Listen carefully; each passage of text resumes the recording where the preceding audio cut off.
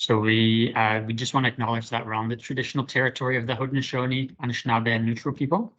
And specifically, the Enviro Steward's office is located on the Haldimand Tract, which is and 10 kilometers on each side of the Grand River. And this land was promised to the Six Nation contribution during the American Revolution. But of the land designated, only 5% remains.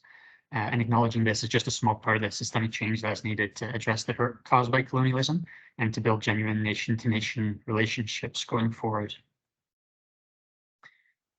And just want to ask you to take a moment to share where you're joining from today. If you know the land that you're on, feel free to share that in the chat as well. Or otherwise, we'd encourage you to do that as a little bit of homework going out of this session. Thanks, Wes, for starting the chat. Welcome.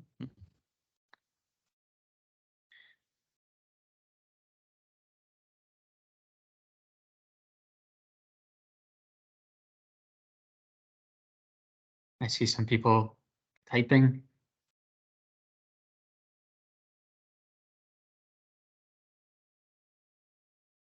Thanks, Joanne from Alma. Thanks, Sarah, University of Waterloo. Good to see you, Joa.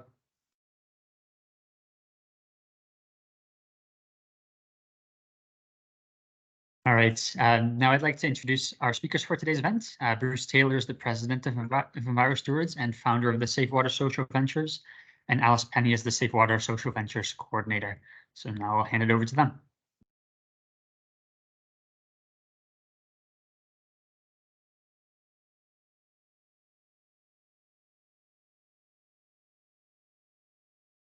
Oh, I think Bruce's video is a bit frozen.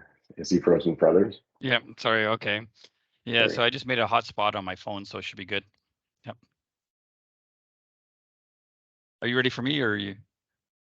Yeah. Okay. It's all you, Bruce. Okay, sorry. Yeah, I missed a bit there in the middle. Okay. Well,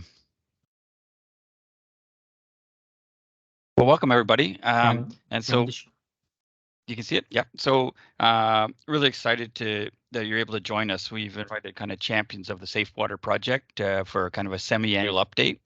And today I'm going to just kind of go through a new potential project we're starting up in a town called Jinja, an update on the carbon credits, an update on the partner project, and an update on the film festival. So Jinja, Uganda is at the source of the Nile as it leaves the Victoria. The Nile's in two parts, a white Nile and a blue Nile. So our PackWatch project, where you saw the film Nanga Kinda, is on the blue Nile. This is on the other one. And you can see there's about 100,000 people there. Most of them don't have safe water. They're earning $100 a day. And so what we want to do is doing a market assessment to ensure that there's a project there or not. And so Mats and Wes were able to visit the project in October after our work in PackWatch. But going further back, a colleague of mine, Gord Roising from CRA, was traveling there a while back and was inquiring about drinking water for a school they were building with Creekside Church. And so we did kind of a conceptual design for a treatment system that's in operation now at that school. And so there's an opportunity to see whether, hey, can we fill jerry cans of treated water and sell that to raise money for the school? And or can we make biofilters there locally? And so right now we commission a market assessment and a business plan to make sure that there's a project there. There's tools online. We'll send this slide deck out to registrants, so you can always click on that hot link there if you wanted to. It will get to the tools online for how to do a market assessment, how to prepare a business plan, how to make the filters, how to sell the filters, how to run a business, these kinds of things. And once we've got that business plan, they'll be trying to line up potential partners to walk with that local project, basically for the startup costs, as well as for price discounts to help the project get going by helping people afford the filters. That's just a bit there, and feel free, put questions in the chat about that one, or we're going to have some good time for Q&A at the end. So any of these topics or any other ones, to feel free. On the carbon credits, as you know, we are looking at that as a way to potentially fund these price discounts. So right now the price discounts come basically from our annual events and from EnviroStore's own profits and from other places. But that limits the growth of the projects. So instead, we're wondering if we can tap into the carbon market by generating carbon credits. So basically, by having safe water, you don't have to boil the water. And so instead of planting a tree, you can just not cut down the tree in the first place. So back in October, we started that process. We held a stakeholder engagement meeting. So every filter that's been installed since then could potentially qualify. Also water bullying tests that Wes conducted there with the team and taught them how to do it so they can continue with that. We brought micro E. coli testing kits and a solar incubator so they can test the water for bacteria. In the background of that photo, that's the Nile River. It's more than 2,000 E. coli. Like we can only measure up to 2,000 with the kits, and it was more than that. And the biofilters were able to get it down to 2 or 3. Now, historically, your body can actually fight off the last 2 or 3 is kind of how we avoid all these illnesses. But to get the last bit out too, we're doing some performance trials now of putting basically silver ions into the receiving containers and doing proof of concept for that we can potentially roll that out. But we're experiencing some challenges with the carbon. So one is this zero E. coli criteria adds to the cost, and the biofilters themselves are entirely made locally, whereas the silver ones would have to be made in the States and shipped over there, which doesn't provide as much jobs in the locations where we want to create them.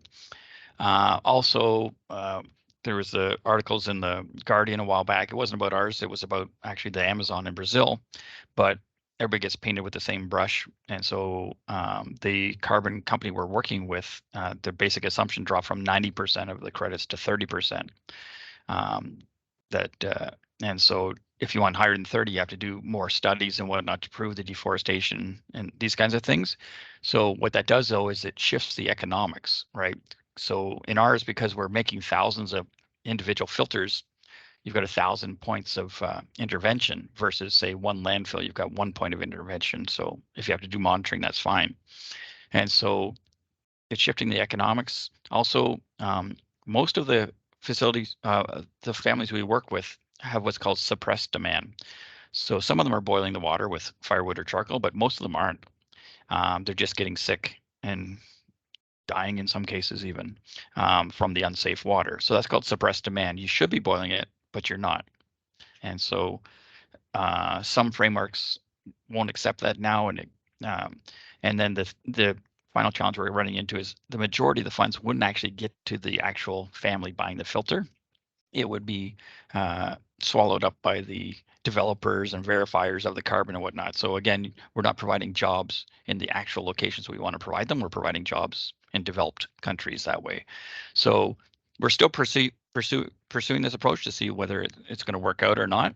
But as a plan B, we're also pursuing, what if we were to generate our own SDG credits? And so we might even lead with water rather than carbon, because the same water filter, it provides water, addresses climate, life on land because you're not deforesting, equity, good jobs, health, all these education, all these co-benefits, right? And so if we were to commodify some of that, if we were successful, then 100% of the funds could flow directly to the projects. Similar to what we do now. So say like our annual fundraiser, 100% of that funds, if somebody donates $100 for a filter, 100% of that goes there. Unless they need a tax receipt, then it goes through a charity and like 95% of it gets to the end consumer. And so anyway, we're considering that approach also. And the nice thing is it's kind of inherently, so it's a picture of Don Bell, a client of ours, who sadly passed away. But he came with me to go see the filters that they'd sponsored while he was with Tim Hortons at that time.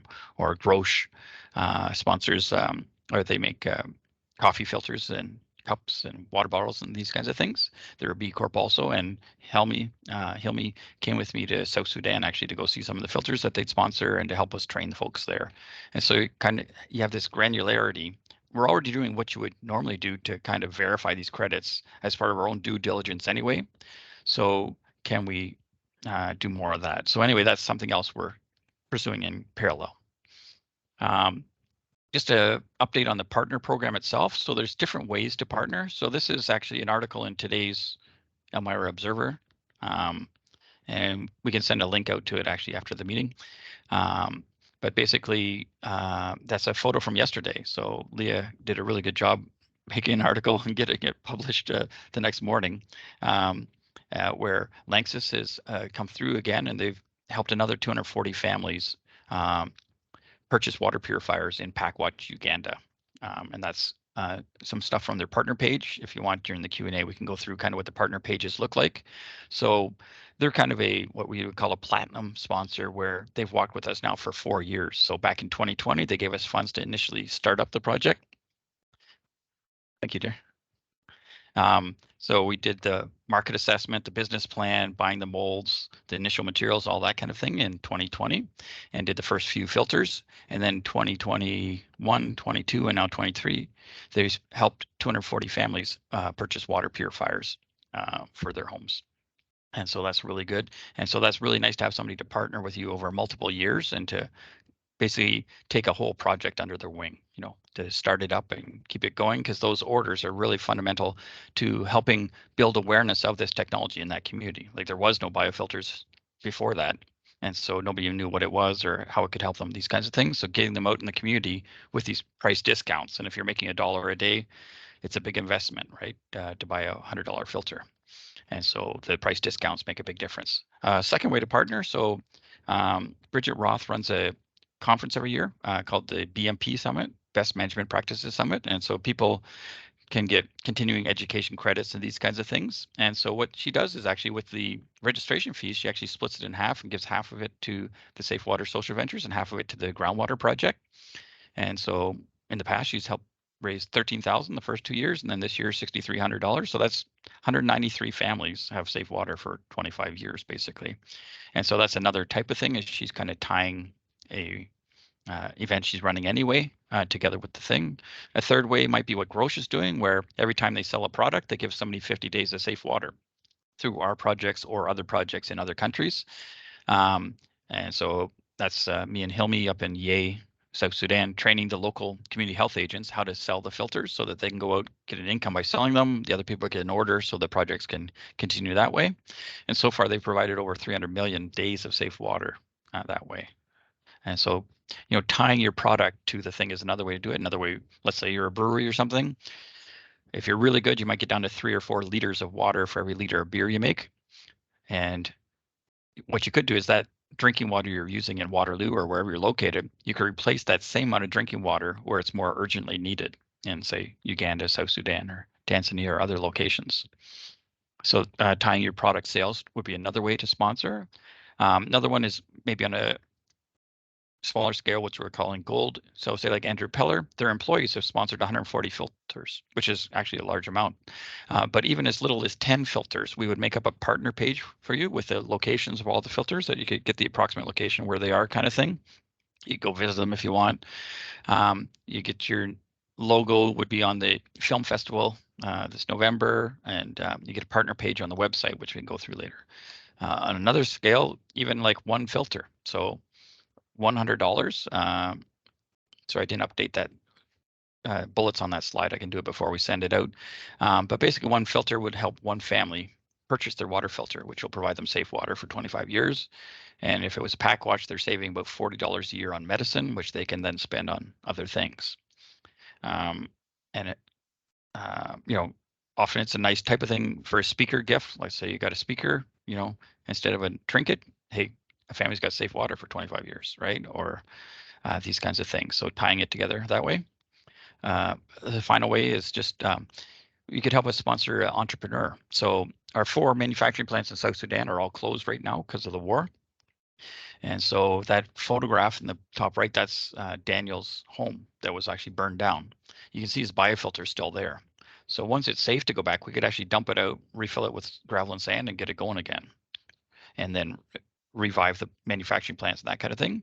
And so that's a picture of Daniel in the foreground there. So what we can do is we can, Benjamin's did the project up in Morobo, Nelson did the project up in Yei. So by helping to train and equip and give them further training, then we can have folks ready to go. The key step in a project is actually the entrepreneur, right? And so if you can keep and encourage and mentor those folks, and both those folks and the new projects, so say like Jinja, the missing ingredient, will be the entrepreneur, right? And so how do you train and build those folks, that would be another type of way to partner, kind of thing.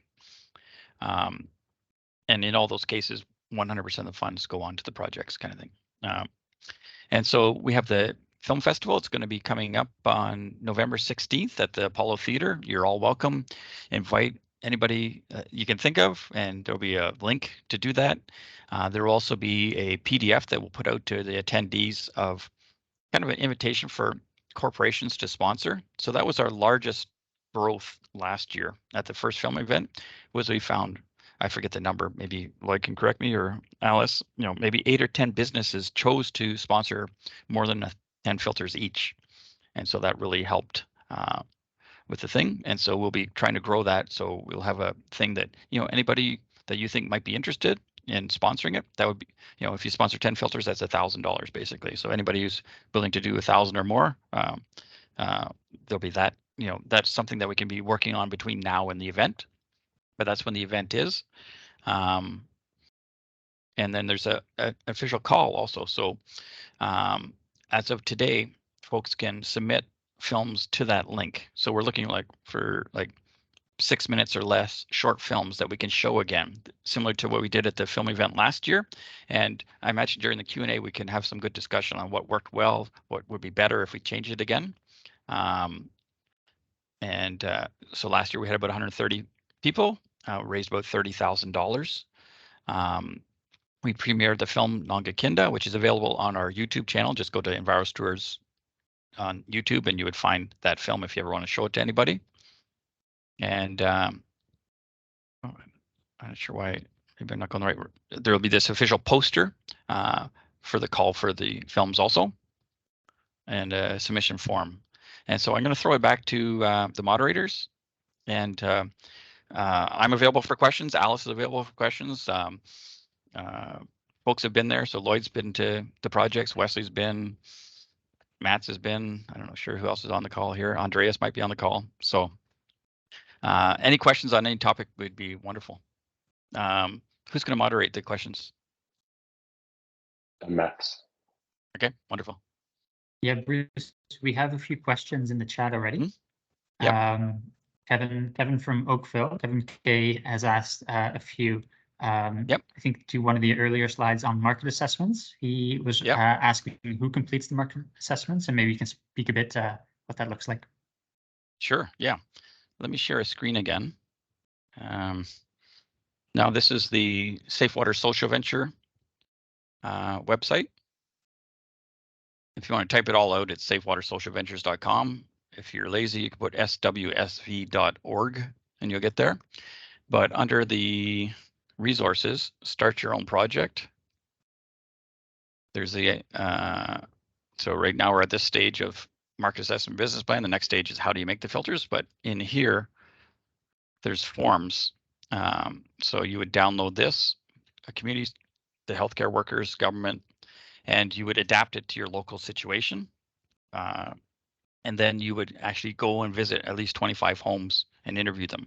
So who does it? We would actually send 2 members from the existing projects, Matthew and a colleague, to go down to Jinja in this case, teach the people there how to do the market assessment, do the first few with them, and then help them generate the report later on. And so they've got that. There's also a template here for how to do a break-even analysis, how to do a business plan. So the break-even analysis is actually key. Let me just show you that one, and then I'll throw back to the next question. But is this opening? Yeah, next question Kevin had was for donations, are you able to issue tax receipts? Yep. And so on that one, while that's calling up, it's an easy one. There we go. So this is working now. We can do tax receipts, and I'll show you how to donate both ways on there. So we have this. This is available for free. Just download it if you want it. It works for water, but you could adapt it to anything. So you put in your fixed costs. So what do we have to spend every month? Rent, wages, whatnot. Variable costs. Every time I make a filter, we have to buy cement, all these different things. You put those together, and that becomes your cost curve, this gray line. Your yellow line is your sales. So in this case, based on the pricing, you would have to sell more than 25 a month to cover your costs. If you do more than that, you've got extra money, you can grow your project, do whatever. Less than that, your project's eventually going to fold.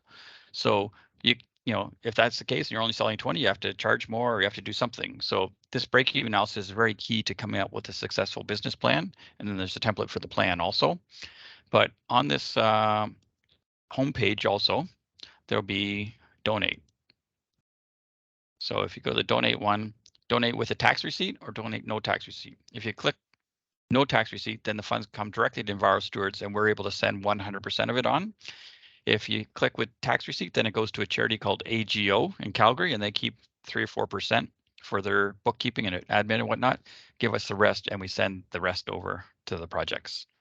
And so we can do it either way. If your business is treated the same way, whether it's an expense or a charitable donation. So a lot of businesses choose to do no tax receipt, but for individuals, you get a tax receipt. So you might do it that way if you would like.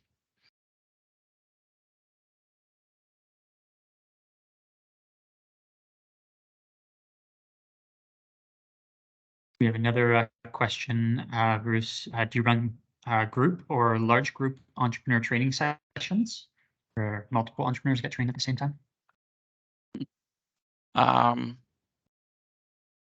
We don't specifically do that, although we should do that potentially. And we did send Matthew. So after the event in November, we sent him over to a project in Kenya to work with another entrepreneur there to learn, you know, cross-fertilize kind of thing. But when we do our training, so let's say Jinja goes ahead and the business plan shows that, hey, there's a viable project there, then Matthew would come back and do training there. And each person there would actually get some inkling of kind of entrepreneurial training through that. They're going to be taught how to make the biofilters, how to sell them, all that kind of thing. And so you're going to get an inkling of who the actual potential entrepreneurs are and raise them up and mentor them. So right now, Matthew has probably 4 or 5 folks at his existing projects he's mentoring up as potential entrepreneurs to run it. So right now it's more of an organic rather than a formal thing, but it, you know, if we want to do that, we're happy to host it on the site. Kind of entrepreneur training materials would be a wonderful thing, or let's go do a class together. One last question. What's the largest quantity of filters that you build at any one time? Oh, so the projects, each mold can make 1 per day. So most of the projects have like 3, maybe 4 molds. So you can make 4 per day, 5 days a week, how many months a year. And so if you wanted to up production, then you just buy another mold kind of thing.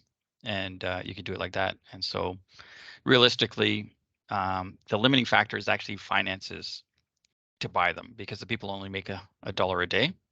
And so the more discounts we can do, then the more biofilters we can make. But conceptually, we could probably make up to 1,000 per project per year. So right now we have 3 projects in Uganda. You could be doing up to 3,000 there if you really pushed it, and you could start more projects.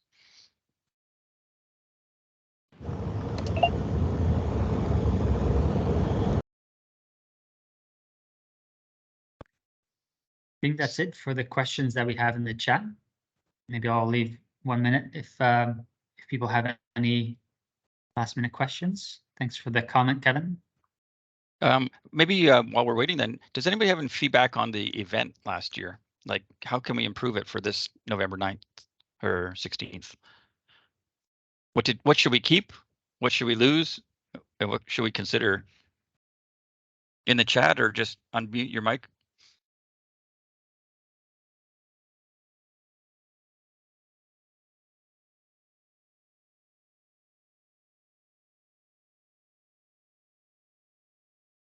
It was perfect. Yeah, it was great. Yeah.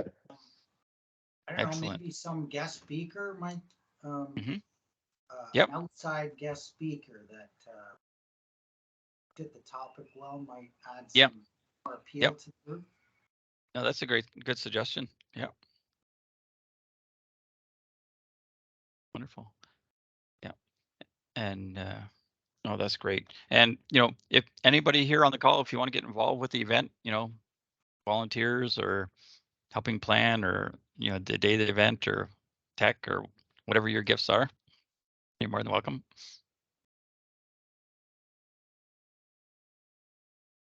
Cool. How does Thanks for all Bruce the always look comments, at the everyone. box? It's the filter.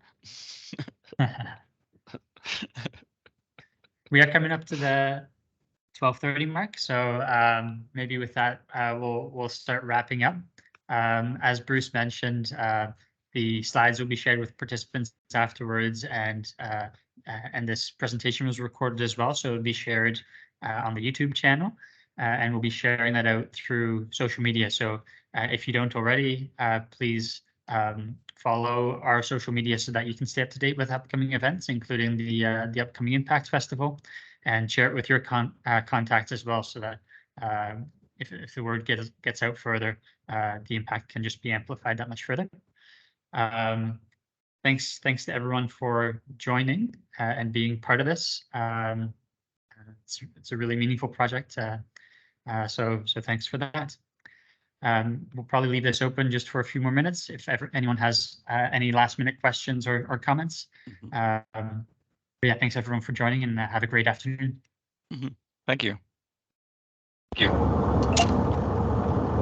Bruce, if I can ask a question, how Yep. many filters do we need to sell in order to provide a person with a living wage? Do we have that number? Which person? The family or the I'm actually thinking of the people who work who manufacture the water filters. right? Basically, be that break-even amount. You saw that say like 25 filters a month or something like that, because that includes all the wages of everybody. So the wages that they're getting are better than the local wages, kind of thing. And so in that break-even analysis, it might be, say, like if you can sell 25 or more a month, then you can do it. So say like with the Lanxess donation, 240 divided by 12, what's that? 240 divided by 12 is like 20, right? So if you can do an extra 5 a month, then you can cover everybody's wages of the project, kind of thing, right? And so that's why it's nice to have the baseline support of kind of some price discounts. And so right now we have 3 projects going: Arua, Kaboko, and Packwatch. We're hoping to start a 4th one. Eventually, we hope to restart the 4 in South Sudan. And so the more we have, the more we can do.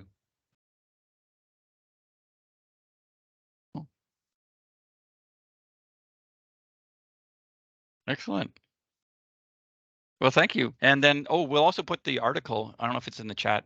Lloyd, did you put the Observer article? There's I will do that. Yeah, there's a really nice article in today's Woolwich Observer on our collaboration partnership with Lanxess on the safe water, and it gets into kind of the sustainable development goals and other things like that. Feel free to click on that link. Cool. Well, thanks. Well, this is the first time we've done an event like this, and so if you have any suggestions on this one, also just let us know for next time. But we want to try and stay more in touch with folks, so it's not just once a year, come to the event kind of thing. So any suggestions are very welcome. Excellent. Well, thanks, folks. Have a great afternoon. Thanks, everyone. See you. Thank you. Bye. Yeah. Bye.